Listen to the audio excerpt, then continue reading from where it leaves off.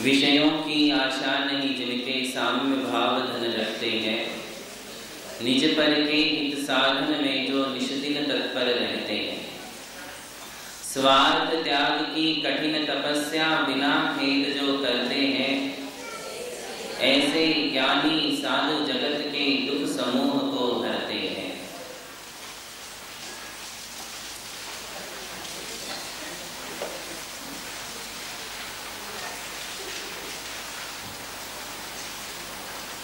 दिगंबर जैन आमनाय ने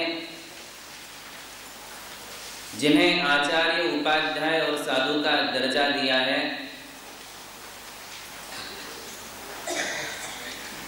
उनकी चर्चा विगत 3 दिनों से हम यहाँ कर रहे हैं।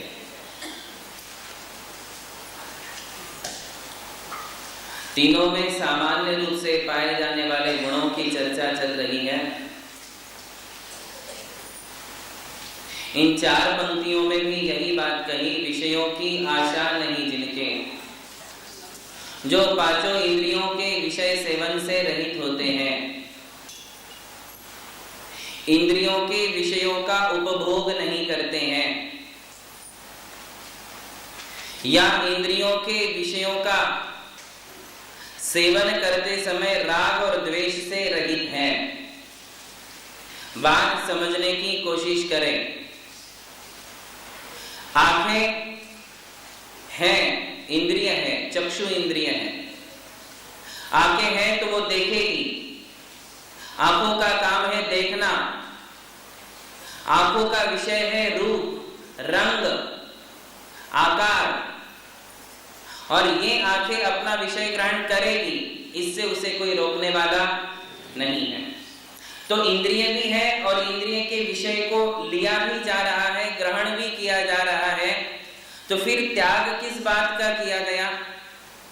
आपको भी आंखें हैं, आप भी आपके आंखों के द्वारा विषय को ग्रहण कर रहे हो। साधु संतों को भी आंखें हैं, वो भी अपनी आंखों के द्वारा विषयों को ग्रहण कर रहे हैं। फिर हम ऐसा क्यों कहते हैं कि विषयों की आशा नहीं जिनके साम्य भाव धन रखते हैं? इसी बात को दोहराते हुए या इसी बात की चर्चा करते हुए स्वामी समंत भद्र जी भी कहते हैं, विषयाशा वशातीतो निरारंभो परिग्रह ज्ञान ध्यान तपो रक्तस् तपस्वी सह प्रशस्यते। उन्होंने भी साधुओं का पहला लक्षण, जो आचार्य, उपाध्याय और साधु तीनों में पाए जाने वाले लक्षण की चर्चा करते हुए कहा। कल तक हम बाहर के रूप की चर्चा कर रहे थे कि हमारे साधु संत बाहर से कैसे होते हैं, जैसे कि वो नग्न क्यों रहते हैं, केशलोच क्यों करते हैं, इत्यादि बातों पर चर्चा कल तक चली। आज कहते हैं कि अंतरंग में वो कैसे हैं, तो तीनों ही विषयों की आशा से रहित है। विषय आशा वशातीतो, विषयों की आशा से रहित होने से क्या तात्पर्य है? जैसे कि मैंने कहा, ये कान है, ये कर्ण इंद्रिय है और ये अपने विषय को ग्रहण करती है। इसका विषय है आवाज। क्या विषय है? 7 स्वर, ये कर्ण इंद्रिय के विषय हैं। तो जैसे आपके कान वैसे साधु संतों के कान, जैसे आपके कानों से 7 स्वरों का ग्रहण किया जाता है, उसी प्रकार साधु संतों की कर्ण इंद्रिय भी तो 7 स्वरों को ग्रहण कर लेगी। ऐसा तो नहीं है कि साधु बन गए तो आंखें बंद कर लें और कान में रुई का एक मतलब गोला बना करके रख दें कि हम देखेंगे ही नहीं और सुनेंगे ही नहीं। क्या ये विषयों की आशा छोड़ने का तात्पर्य है? ऐसा नहीं है। तो फिर क्या है? पंचेंद्रिय विषयों के सेवन से रहित है, ऐसा क्यों कहा जाता है? जबकि इंद्रिय अपने विषयों का सेवन कर रही हैं। आहार लेते हैं तो रसना इंद्रिय से वो भोजन कर रहे हैं। रसना इंद्रिय है, उसका विषय है 5 प्रकार का स्वाद, तो वो आहार भी ले रहे, उसमें उनको स्वाद भी आ रहा है। तो रसना इंद्रिय ने अपने विषय को ग्रहण किया या नहीं किया? स्पर्शन इंद्रिय है, स्पर्शन इंद्रिय के जितने विषय हैं, हल्का भारी, कड़ा नरम, रूखा चिकना, ठंडा गरम, ये जो 8 प्रकार के स्पर्शन इंद्रिय के विषय हैं, जैसे आपके स्पर्शन इंद्रिय 8 विषयों को ग्रहण करती हैं, वैसे साधु संतों की भी स्किन है, स्पर्शन इंद्रिय है, वो भी 8 विषयों को ग्रहण करेगी, करती ही है। उनको भी मालूम पड़ता है कि हवा ठंडी है या गर्म है, धूप है या छाव है। ये कौन सी इंद्रिय का विषय है? स्पर्शन इंद्रिय का विषय है, रूखा है या चिकना है, ये स्पर्शन इंद्रिय का विषय है। तो चाहे स्पर्शन हो, रसना हो, घ्राण है, नाक है, इसे घ्राण इंद्रिय कहते हैं। और नाक का विषय क्या है? स्मेल, गंध, सुगंध या दुर्गंध। तो ऐसा तो नहीं है कि महाराज बन गए इसलिए उनको सुगंध से परहेज है, दुर्गंध लेते रहेंगे, और आप सुगंध लेते रहो, दुर्गंध से परहेज करते रहो, ऐसा तो नहीं है। अरे भाई स्मेल है, गुजरेंगे जहां से, बैठेंगे जहां पर, वहां जो गंध आने वाली है वो तो आने ही वाली है, नाक तो बंद नहीं कर सकते। कहने का तात्पर्य समझिए, इंद्रियों के 27 विषय हैं और इंद्रियां अपने 27 विषयों को ग्रहण करती हैं।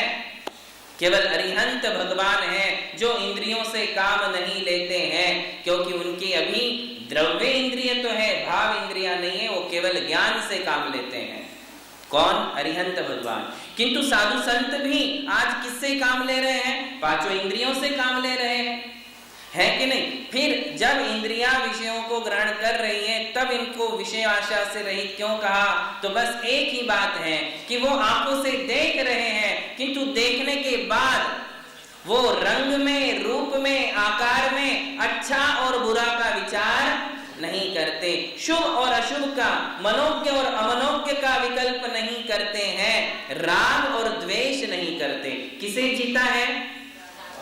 आप भी देख रहे हो और साधु संत भी देख रहे हैं, आप भी सुन रहे हो, साधु संत भी सुन रहे हैं, आप भी चख रहे हो, साधु संत भी चख रहे हैं, किंतु चखने में, देखने में, सुनने में, सूंघने में, इन सारे विषयों में वे राग द्वेष को कंट्रोल किए हुए हैं, राग द्वेष से रहित हैं ऐसा भी नहीं कहा जा सकता, क्योंकि राग द्वेष से तो केवल वीतराग भगवान रहित है। कौन रहित है? राग द्वेष किसमें नहीं है? साधु का लक्षण वीतराग नहीं है, इस बात को समझ लीजिए। ये आपका बड़प्पन है, ये आपकी भक्ति है, ये आपकी उदारता है जो आप साधु संतों में अरिहंत की कल्पना करते हो, साधुओं को आप अरिहंत बोल देते हो, वीतराग बोल देते हो, जबकि वीतरागता साधु का लक्षण, वो किसका लक्षण है? अरिहंत भगवान का लक्षण है। साधु का लक्षण है वैराग्य। क्या लक्षण है? भगवान कैसे हैं? वीतरागी। और साधु कैसे हैं? वैरागी। कैसे हैं? वैरागी। वीतरागी और वैरागी में क्या अंतर है? अंतर ये है कि वीतरागता में राग और द्वेष शून्य है, वहां राग द्वेष नहीं है, और वैरागी में राग द्वेष तो है किंतु अत्यंत अल्प है। कैसे है? बहुत अल्प है, बहुत कम है। उन्होंने अपने कषायों को घीस घीस के इतना कम कर दिया है, इतना कम कर दिया है कि अब उनका राग द्वेष या उनकी कषाय उनको संसार में बांधने वाली नहीं है, दुर्गतियों में ले जाने वाली कषाय साधुओं को नहीं है। कषाय है किंतु बहुत थोड़ी सी बाकी है, कषाय रहित हो जाएंगे तब तो भगवान कहलाएंगे। तो साधु संतों को राग द्वेष नहीं है ऐसा नहीं कहा जा सकता है, किंतु उन्होंने अपने राग और द्वेष पर संयम रखा है। क्या रखा है? संयम रखा है। और जिन वस्तुओं के प्रति राग नहीं करना है उन वस्तुओं के प्रति तो राग उनको है ही नहीं। संसार, शरीर, भोग, परिवार, मित्रजन, बंधुजन, कुटुंबजन, धन, संपत्ति, वैभव, जिसका त्याग कर दिया उसके राग का भी त्याग कर दिया। बाह्य में, बाहर से जिसका त्याग है उसके राग का भी अंदर से विकल्प छूट जाता है। किंतु अभी भी साधु संतों को अपने शरीर में, अपने पीछे कमंडल में किंचित राग अभी भी बाकी है। कमंडल में राग है, पीछी में राग है, जिनवाणी में राग है, गुरु के प्रति राग है, मंदिरों के प्रति राग है, तीर्थ क्षेत्र और सिद्ध क्षेत्रों के प्रति साधुओं को अनुराग है, शुभ है। कैसा है?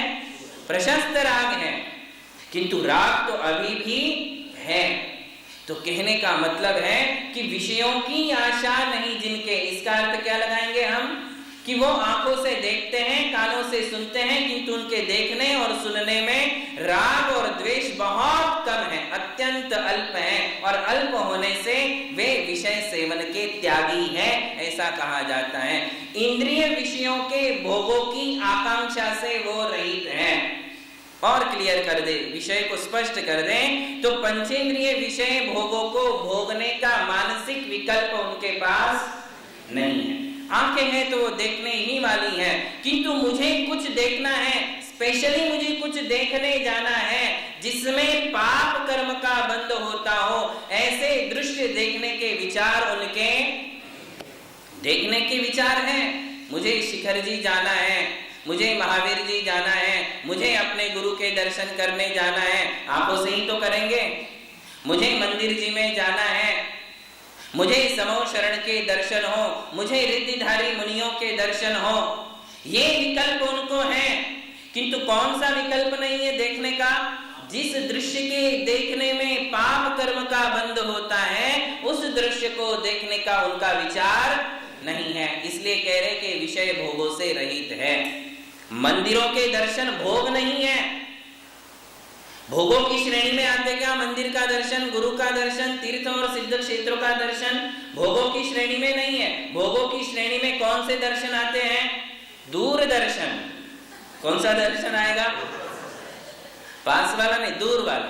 अरे चाहे दूर हो चाहे पास हो, किंतु जिस दृश्य के देखने में पाप कर्म का बंध है, या जिसके देखने में वासनाएं जागृत हो सकती हैं, जिसके देखने में राग और द्वेष की मात्राएं बढ़ सकती हैं, उस दृश्य को देखने का मानसिक विकल्प मुनियों का, इसीलिए वो चक्षु इंद्रिय के विषय से विरक्त है, ऐसा कहा जाता है। इसको आप पांचों इंद्रियों में लगा लीजिए कि मुनिराज रसनेन्द्रिय के विषय से विरक्त हैं। क्यों कहा जा रहा है? आहार तो ले रहे, आहार लेने के बाद भी उनकी अपनी कोई डिमांड नहीं है कि आज मुझे ये वाली डिश चाहिए, राजस्थानी चाहिए, पंजाबी चाहिए, कर्नाटक वाली डिश चाहिए। उनकी कोई अपनी डिमांड, उन्हें ये भी पता नहीं है कि चौके में जाएंगे तो मिलेगा क्या, बना क्या है, ये उनको पता नहीं है। उनकी अपनी तरफ से कोई उनके लिए अपेक्षा नहीं है।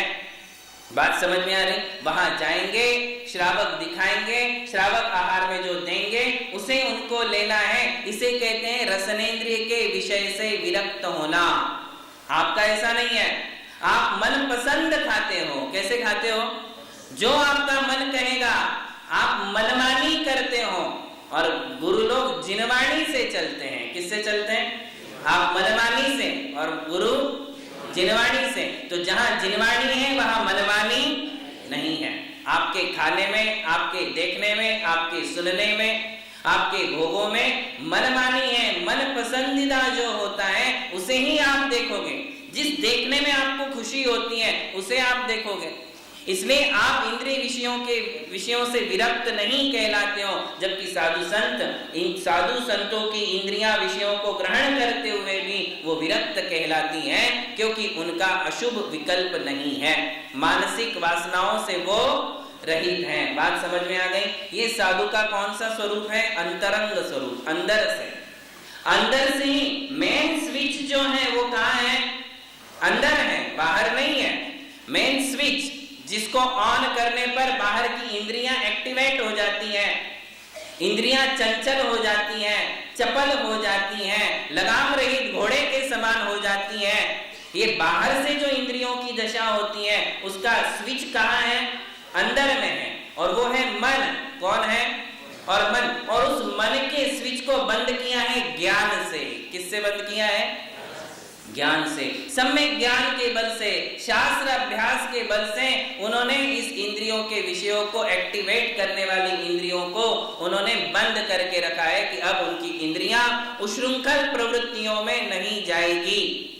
इंद्रियां अपनी मनमानी नहीं कर सकती हैं, क्योंकि अब उन्होंने अपने मन को संभाल लिया है। इसलिए साधु संत इंद्रियों के विषयों से विरक्त हैं। बात समझ में आई? तो पहली बात क्या आई? विषयों की आशा नहीं जिनके साम्य भाव धन रखते हैं। साधुओं का दूसरा अंतरंग स्वरूप कैसा है? जीवित मरणे लाह लाहे संजोग विप जोगेय बंधुरी सुख दुखादो समदा सामायम नाम। वो समता रूप परिणामों को लेकर के चलते हैं। किसी भी स्थिति में अपने मानसिक संतुलन को नहीं खोते हैं। किसी भी स्थिति में वे अपने कषायों को बढ़ने नहीं देते हैं। वे राग में भी नहीं जाते और द्वेष में भी नहीं जाते। राग में ना द्वेष में, विश्वास दिगंबर भेष में। किसमें है विश्वास उनका? दिगंबर मुद्रा में, जिन मुद्रा में उनका विश्वास है, इसलिए वो राग की तरफ भी अपने आप को ढुलने नहीं देते और द्वेष की तरफ भी अपने आप को जाने नहीं देते। चाहे जीवन हो चाहे मरण हो, लाभ हो या अलाभ हो, पूरा आहार हो जाए या अंतराय हो जाए, दोनों स्थिति में उनके साम्य भाव है। किसी दिन स्टार्टिंग में अंतराय आ जाती है, 2 ग्रास हुए नहीं अंतराय, कभी आधे में आ जाती है, कभी कभी तीखा तीखा खाया और उसी के ऊपर बाल आ गया, अंतराय कर ली, पानी भी नहीं पिया। ये आप देखिए साम्य भाव, तो भी आप उनके चेहरे पर नहीं पाएंगे कि वो दुखी हैं या गुस्से में हैं या वो चिड़चिड़ कर रहे हैं। इसे क्या कहा जाता है? साम्य भाव। रसना इंद्रिय के विषय से विरक्त है, लाभ होए तो अलाभ होए तो, जैसा मिलेगा वैसा, जब छूट जाएगा तब, किंतु उनके चेहरे पर अपने लिए किसी प्रकार का विकार नजर नहीं आता है। इसे कहते साम्य भाव। साधुओं का प्राण है समता। क्या है? जीवित मरणे लाह लाहे संजोग विपजोगे, संयोग हो रहा है, वियोग हो रहा है। आज खार में, कल हमें गुलालवाड़ी जाना पड़ेगा, कभी गोरेगांव जाना पड़ेगा, कभी बोरीवली जाना पड़ेगा, कभी मुंबई भी छोड़ना पड़ेगा। एक बार मुंबई का संयोग होगा तो एक बार मुंबई का वियोग भी होगा ही होगा। जिस गांव में जाएंगे उस गांव का संयोग हुआ, वहां के लोगों का संयोग हुआ, वहां से छूट गए, वियोग हो गया। इस संयोग और वियोग की प्रणाली में उनके राग और द्वेष, हर्ष विषाद नहीं है कि यहाँ तो कम लोग हैं, वहां तो बहुत ज्यादा लोग हैं, यहाँ तो बहुत भक्ति है, वहां तो कम भक्ति है, इसका चौका तो बढ़िया था, उसका चौका इतना खास नहीं था। इस प्रकार का विकल्प वो नहीं करेंगे। नहीं तो फिर गृहस्थी में और साधु में अंतर ही क्या आ गया, है कि नहीं? इसलिए उनका कौन सा भाव है? साम्य भाव। साम्य भाव धन रखते हैं। बंधुरी, चाहे मेरा मित्र हो चाहे मेरा शत्रु हो, वो किसी को अपना शत्रु मानते ही नहीं है, किंतु यदि कोई उनसे शत्रुता कर भी लेता है तो उसके साथ सेम व्यवहार करते हैं। जो मित्र के साथ व्यवहार है वही उसके शत्रु के साथ व्यवहार है। उन्होंने मित्र और शत्रु का भेद रखा ही नहीं है। सुख दुखादो, सुख में और दुख में, चाहे दुख में है, शरीर से बीमार है, शरीर से लाचार है, बूढ़े हो चुके हैं, शरीर साथ नहीं देता है, फिर भी अपने धर्म ध्यान में कटौती नहीं कर, दुखी नहीं रहते हैं। आप ये मत समझिए कि सारी बीमारियां गृहस्थों को है, साधु को बीमारी होती नहीं, ऐसा जरूरी, साधुओं को भी वो सारी बीमारियां हो सकती हैं जो एक गृहस्थ को होती हैं। रोग किसे नहीं है? रोग रहित कौन है? कौन है रोग रहित? 18 दोषों में हमने सीखा था, केवल अरिहंत भगवान है जिनको रोग नहीं है। दुख, ये भी तो 18 दोषों में से एक दोष है। शोक, ये भी किसको नहीं है? तो साधुओं को इसका मतलब हो सकता है, दुख भी हो सकता है, शोक भी हो सकता है, बीमार भी पड़ सकते हैं, किंतु इसमें भी वो अपनी चर्या में पूरा पूरा संभालते हुए चलते हैं कि मेरी सामायिक होती रहे, प्रतिक्रमण होता रहे। कभी कभी बहुत ज्यादा बीमार है, बैठ नहीं सकते, किंतु लेटे लेटे वो पूरा प्रतिक्रमण करेंगे, लेटे लेटे वो पूरी चैत्य भक्ति, पंचगुरु भक्ति, समाधि भक्ति, शांति भक्ति, सामायिक का पूरा पाठ कर लेंगे। यही तो समता भाव है, और इससे बढ़कर समता भाव क्या चाहिए? ये उनका साम्य भाव धन रखते हैं। निज पर के हित साधन में जो निष्दिन तत्पर, ये विशेष बात है, वो अपने आत्म कल्याण में भी लगे हैं। आत्मा प्रभावनीयो रत्नत्रय तेजसा सततमेव, दान तपो जिन पूजा विद्यातिशयैश्च जिन धर्मः।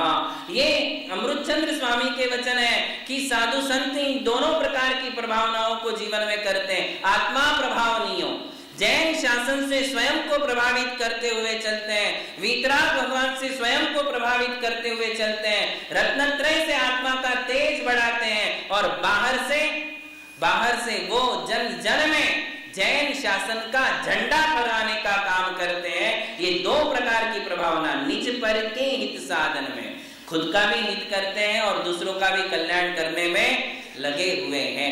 निष्दिन जो तत्पर रहते हैं। स्वार्थ त्याग की कठिन तपस्या, सारी तपस्याओं से सबसे कठिन तपस्या क्या है? स्वार्थ का त्याग। आप यदि किसी को एक काड़ी भी दोगे तो उस काड़ी के देने में आपका एक कोई स्वार्थ हो सकता है। यदि बेटे से कुछ मांगोगे, बेटे को कुछ दोगे तो उसमें उसमें भी आपका स्वार्थ हो सकता है। किंतु साधु संत जीवन भर जो तीर्थंकरों की वाणी है उस वाणी का प्रचार करते हैं, ज्ञान को लुटाते रहते हैं, देते रहते हैं, आशीर्वाद देते हैं, ज्ञान देते हैं, सबके लिए सांत्वना देते रहते हैं, किंतु वापिस उनके लिए किसी प्रकार की कोई स्वार्थ या स्पृहा उनके मन में नहीं होती है। निस्पृहता है, निस्वार्थ है। क्या स्वार्थ हो सकता है किसी साधु का? किसी व्यक्ति का भला करने में, समाज का भला करने में किसी साधु का क्या स्वार्थ हो सकता है? इंद्रिय विषयों का त्याग कर ही चुका है भाई, उसे आपकी तरफ से किसी प्रकार की आशा है ही नहीं, क्योंकि उसकी अपनी गृहस्थी नहीं है। उसका अपना स्वार्थ किसे होगा? जिसके पास अपना परिवार है, जिसको अपना परिवार चलाना है, बिजनेस चलाना है, बेटों को आगे बढ़ाना है, इसके लिए हम स्वार्थी बन सकते हैं। साधु संतों के आगे पीछे ना परिवार है ना धन दौलत है, वो कौन से स्वार्थ को लेकर के चलेंगे? साधु संतों के जीवन में स्वार्थ नहीं, केवल परमार्थ होता है। क्या होता है? केवल परमार्थ से वो चलते हैं। परमार्थ के कारणभूत ऐसे साधुओं की ये चर्या होती है। कैसी चर्या है? निज पर के हित साधन में स्वयं का कल्याण कर रहे हैं। धोबी का काम नहीं है। धोबी का क्या काम है? खुद के कपड़े नहीं, दूसरों के कपड़े धोते रहना, धोते रहना। ये काम साधु संतों का नहीं है। साधु संत स्वयं का भी कल्याण करते। इन्हें इसके लिए उन्हें जहाज की उपमा देते। किसकी उपमा? जहाज की। और जो लोग केवल दूसरों की धोने में लगे हैं उन्हें कौन सी उपमा दी जाती है? धोबी की उपमा, क्योंकि वो खुद को नहीं, केवल दूसरों को साफ करने में लगा हुआ है। स्वयं का कोई कल्याण नहीं, स्वयं की कोई साधना नहीं, स्वयं के जीवन में कोई तपस्या नहीं है, बस दूसरों के पीछे लगे हुए हैं। उसे धोबी की उपमा देते हैं। किंतु साधु संतों को जहाज की उपमा देते हैं। जैसे लकड़ी का जहाज स्वयं तीरता है और उसमें बैठने वालों को भी धिरा देता है, बस वैसे ही साधु संत रत्नत्रय की इस पावन जहाज से स्वयं तैरते हैं और उस रत्नत्रय रूपी जहाज में बैठने वालों को भी इस संसार सागर से तरा देते हैं। इसलिए वो जहाज के समान है, स्वपर कल्याण में निरत हैं। ऐसे ज्ञानी साधु जगत के दुख समूह को हरते हैं। ऐसे ही सम्यक ज्ञानवान साधु इस संसार के दुख समूह को हरने का काम करते हैं। महावीर भगवान की जय।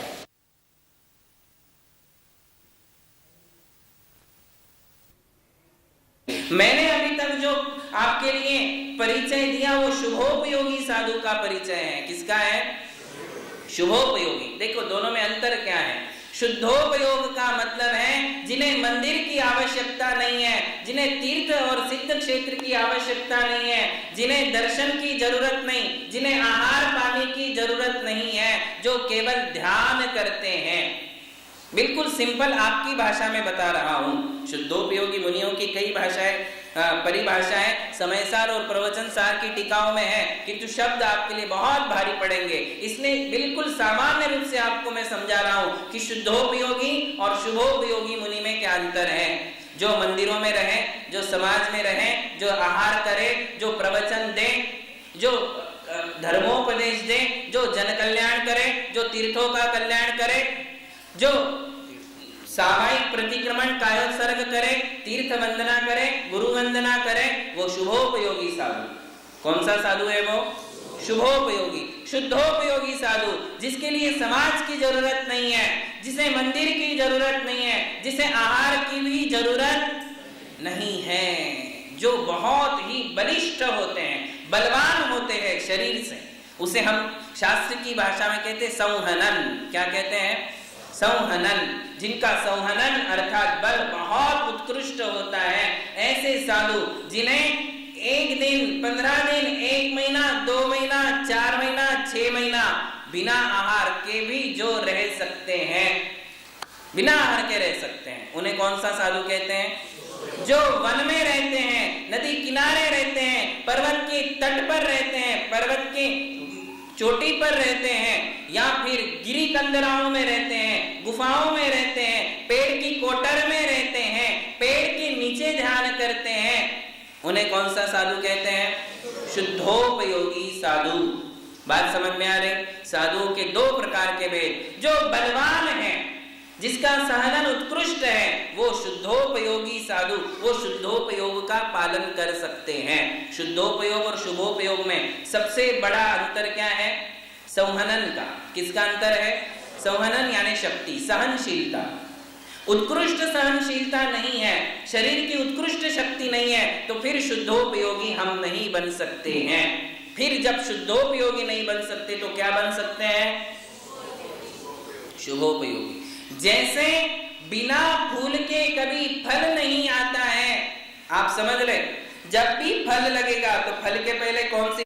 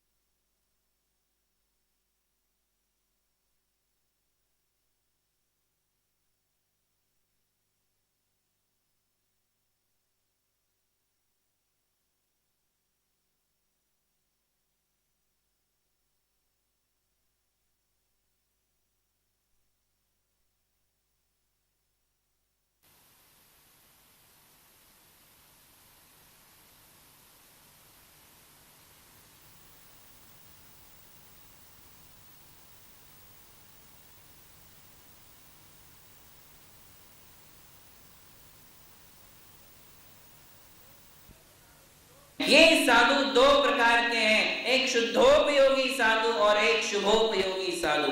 देखिए बात समझने की कोशिश करिए। मैंने अभी तक जो आपके लिए परिचय दिया वो शुभोपयोगी साधु का परिचय है। किसका है?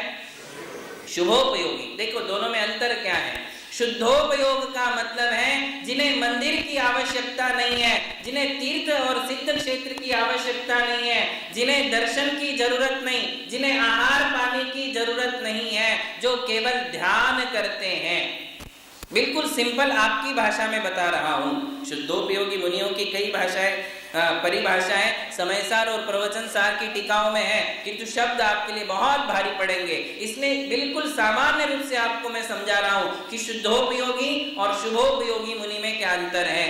जो मंदिरों में रहे, जो समाज में रहे, जो आहार करे, जो प्रवचन दे, जो धर्मोपदेश दे, जो जन कल्याण करे, जो तीर्थों का कल्याण करे, जो सामायिक प्रतिक्रमण कायोत्सर्ग करे, तीर्थ वंदना करे, गुरु वंदना करे, वो शुभोपयोगी साधु। कौन सा साधु है वो? शुभोपयोगी। शुद्धोपयोगी साधु जिसके लिए समाज की जरूरत नहीं है, जिसे मंदिर की जरूरत नहीं है, जिसे आहार की भी जरूरत नहीं है, जो बहुत ही बलिष्ठ होते हैं, बलवान होते हैं शरीर से, उसे हम शास्त्र की भाषा में कहते हैं संहनन। क्या कहते हैं? संहनन। जिनका संहनन अर्थात बल बहुत उत्कृष्ट होता है, ऐसे साधु जिन्हें 1 दिन, 15 दिन, 1 महीना, 2 महीना, 4 महीना, 6 महीना बिना आहार के भी जो रह सकते हैं, बिना आहार के रह सकते हैं, उन्हें कौन सा साधु कहते हैं? जो वन में रहते हैं, नदी किनारे रहते हैं, पर्वत के तट पर रहते हैं, पर्वत के चोटी पर रहते हैं, या फिर गिरी कंदराओं में रहते हैं, गुफाओं में रहते हैं, पेड़ की कोटर में रहते हैं, पेड़ के नीचे ध्यान करते हैं, उन्हें कौन सा साधु कहते हैं? शुद्धोपयोगी साधु। बात समझ में आ रही? साधुओं के 2 प्रकार के भेद। जो बलवान है, जिसका सहनन उत्कृष्ट है, वो शुद्धोपयोगी साधु, वो शुद्धोपयोग का पालन कर सकते हैं। शुद्धोपयोग और शुभोपयोग में सबसे बड़ा अंतर क्या है? संहनन का। किसका अंतर है? संहनन यानी शक्ति, सहनशीलता। उत्कृष्ट सहनशीलता नहीं है, शरीर की उत्कृष्ट शक्ति नहीं है, तो फिर शुद्धोपयोगी हम नहीं बन सकते हैं। फिर जब शुद्धोपयोगी नहीं बन सकते तो क्या बन सकते हैं? शुभोपयोगी। जैसे बिना फूल के कभी फल नहीं आता है, आप समझ रहे? जब भी फल लगेगा तो फल के पहले कौन सी अवस्था आएगी? फूल की अवस्था। फूल नहीं है तो कभी फल नहीं लग सकता है। वैसे ही शुभोपयोग की दशा में गए बिना कोई शुद्धोपयोगी नहीं बन सकता। जब भी पहले कोई साधु बनेगा तो कौन सा बनेगा? शुभोपयोगी ही बनेगा। बाद में क्या बनेंगे? शुद्धोपयोगी। और जब तक शुद्धोपयोग नहीं मिलता है तब तक हमें कौन सी चर्या का पालन करना है? शुभोपयोग। आप लोगों को शुभोपयोग और शुद्धोपयोग समझ में आया? इसके लिए काल का भी भेद है। दुखमा सुखमा नाम के 4थे काल में ही शुद्धोपयोग की दशा प्राप्त होती है। पंचम काल में, दुखमा काल में किसी भी मनुष्य के लिए मुनि दीक्षा लेने के बाद शुद्धोपयोग की प्राप्ति नहीं होती, क्योंकि पंचम काल में शरीर की शक्ति बहुत क्षीण हो चुकी है, बहुत हीन होती है। किसी भी पंचम काल में जब भी पंचम काल होगा तब कौन से मुनियों के दर्शन होंगे? शुभोपयोगी।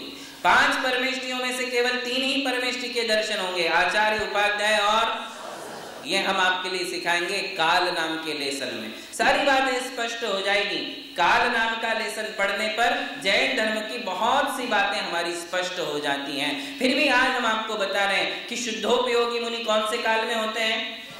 4थे काल में। और शुभोपयोगी मुनि दोनों काल में, 4थे में भी और 4थे काल में। जो भी पैदा होंगे सब अच्छी शक्ति लेकर के ही पैदा होंगे।